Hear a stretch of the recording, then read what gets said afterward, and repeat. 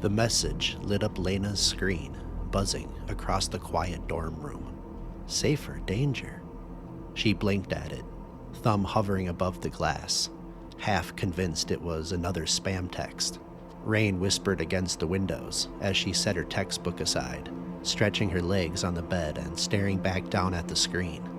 Across the room, her roommate Katie looked up from her laptop. "Did you get that too?" Lena frowned. "Wait, what?" Katie turned her phone around. Same message, same time, same punctuation. Before they could say anything else, both phones vibrated again. 5 minutes. Katie scoffed. "It's a prank. Some dumb social experiment or something." She smirked. "Fine. I'll play." I picked danger. Lena rolled her eyes and typed safe. "You're ridiculous, Katie." Katie didn't reply. For a second, she just stopped. Her smile slipped. Her eyes went distant, unfocused, like she was listening to something far away. "Katie?" Lena called out. Katie blinked hard, shook her head, and forced a shaky laugh. "Sorry, I zoned out." She went back to typing, but her movements were stiff, unnatural. Lena told herself it was nothing, but her nerves buzzed like static. Every sound in the room suddenly too sharp. Even the rain had slowed. Then came the first scream. A girl somewhere down the hall, shrill and raw. Then another. Doors slammed. Footsteps thundered past their room. Lena stood, heart pounding. What the hell was that? Katie didn't answer. She was staring at her hands, trembling.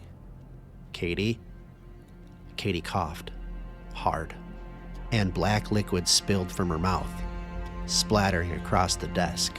She convulsed, knocking over the lamp. The light flickered, then went out. The room went dark. Lena stumbled backward, choking on the smell, metallic, rotten. "Oh my God," she whispered. Katie's chair toppled. She hit the floor, twitching, wheezing, her skin paling as dark veins crawled up her neck. Lena rushed to her, reaching out, then froze. Katie's eyes had gone clouded, pupils swallowed by gray. "Katie, are you okay?" Katie's body jerked forward unnaturally. She slammed into Lena with a snarl, black saliva spilling from her mouth. Lena screamed and shoved her back. Katie crashed into the bookshelf, scattering papers and photos. She got up immediately, crawling more than walking, hands bent at impossible angles.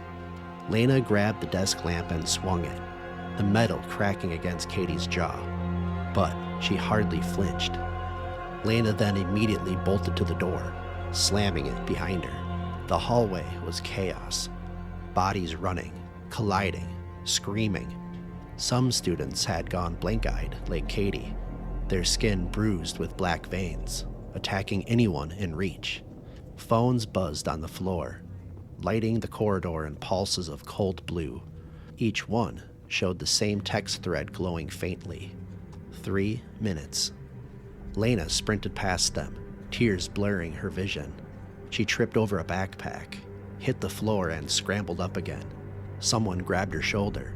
She spun around, ready to fight. It was a guy she recognized from class, Mark. His face was streaked with blood and sweat. He swung a baseball bat reflexively, missing her by inches. "Stop!" Lena yelled. No, wait!" He froze, breathing hard, eyes flicking past her down the hallway. Another scream echoed nearby, the sound of flesh hitting flesh. "Sorry," Mark muttered while he tightened his grip on the bat. "But we can't stay here," he said. "We gotta move, now." They ran together under the flickering lights, past bodies twitching on the floor. One of them, a girl from their floor, snapped her head toward them, bones cracking audibly as she turned. She lunged. Mark swung down hard, the bat cracking against her skull. She recoiled but kept crawling, nails scraping against the tile. Lena fumbled with the door handle, shoving it open just as Mark pushed her through. They slammed it shut behind them, panting. It was a study lounge, empty except for overturned chairs and a vending machine still humming softly. The pounding started almost immediately. Something outside slammed into the door over and over, each hit bending the metal closer to breaking. Mark leaned against it, shaking. They're everywhere. Lena's throat was raw. My roommate, Katie. She turned.